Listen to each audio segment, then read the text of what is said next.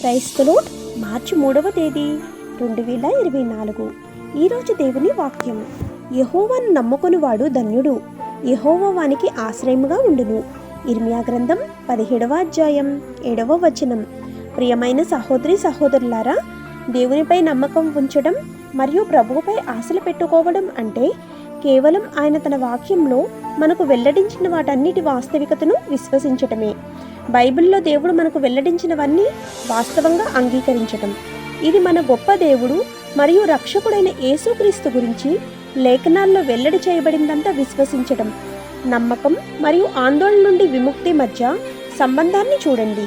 మనము దేవునిపై నమ్మకం ఉంచినప్పుడు యేసు మనకు చెప్పిన విధముగా మనం దేని గురించి ఆందోళన చెందవలసిన అవసరం లేదు. ఎందుకంటే మన దేవుడు మనకు సహాయం చేస్తాడని మనకు తెలుసు.